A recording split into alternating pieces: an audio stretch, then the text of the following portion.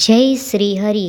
પ્રિય ભક્તો, આજના પવિત્ર દિવસે આપણે સાંભળવા જઈ રહ્યા છીએ એક પવિત્ર કથા કે જે અશ્વિન મહિનાની શુક્લ પક્ષની એકાદશી પાંસાકુંસા એકાદશીના નામે ઓળખાય છે.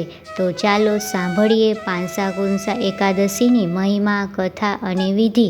શાસ્ત્રોમાં કહેવામાં આવ્યું છે કે એકાદશ્યમ વિના નાન્યત પાવનમ પૃથ્વી તલે, અર્થાત પૃથ્વી પર એકાદશીનું વ્રત જેટલું પવિત્ર વ્રત બીજું કોઈ વ્રત નથી.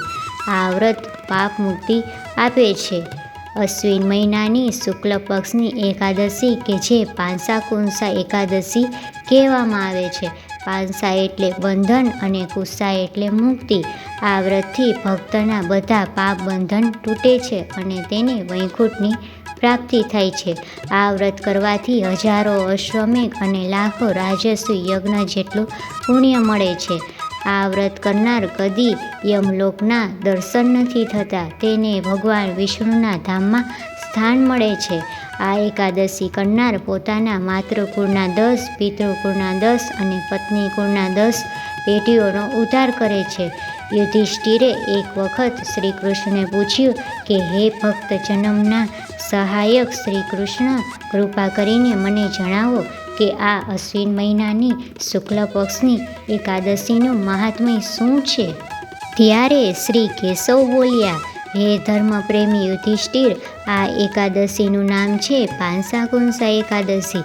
જે ભક્ત શ્રદ્ધાપૂર્વક આ વ્રત કરે છે તે પોતાના પાપ બંધનોથી મુક્ત થાય છે અને અસંખ્ય પુણ્ય પ્રાપ્ત થાય છે. જે મનુષ્ય આ એકમાત્ર એકાદશીનો ઉપવાસ કરી લે તો એને ક્યારેય યમયાતના પ્રાપ્ત થતી નથી. ભક્તો, એકાદશીનું વ્રત દસમીથી શરૂ થાય છે. દસમીના દિવસે કેટલીક ખાસ બાબતોનું ધ્યાન રાખવું જરૂરી છે. દસમીના દિવસે સાંજ પછી અન્નગ્રહણ ન કરવું, સાત્વિક આહાર જ લેવો. દસમીના રાત્રે સંકલ્પ કરવો કે હું કાલે પાંસાકુંસા એકાદશીનું વ્રત શ્રદ્ધાપૂર્વક પાળીશ. વહેલી સવારે સ્નાન કરી ભગવાન વિષ્ણુનું સ્મરણ કરીને પૂજન કરવું.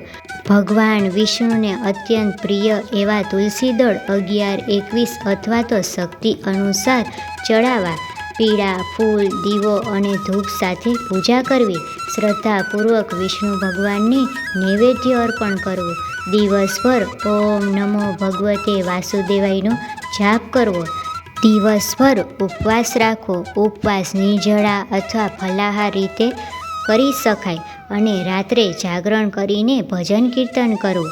આ દિવસે તલ, અન્ન, જળ, ભૂમિ, પગરખાં અને છત્રીનું દાન કરવામાં આવે છે. દરિદ્ર માણસ પણ શક્તિ અનુસાર દાન કરવું, જેથી તે દીર્ઘાયુષ્ય, નિરોગી અને સુખી સંપન્ન બને.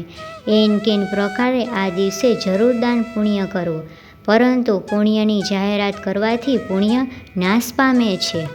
એકાદશીનું વ્રત દ્વાદશીના દિવસે પારણા કર્યા પછી પૂર્ણ થાય છે.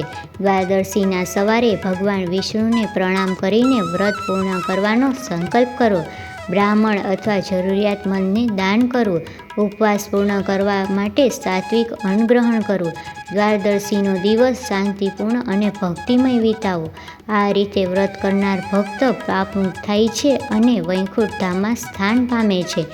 પ્રિય ભક્તો, જો તમને પાંસાકુંસા એકાદશીની પવિત્ર કથા, મહાત્મ્ય ગમ્યું હોય તો લાઈક કરો, શેર કરો અને અમારી ચેનલને સબસ્ક્રાઈબ કરવાનું ચૂકશો નહીં.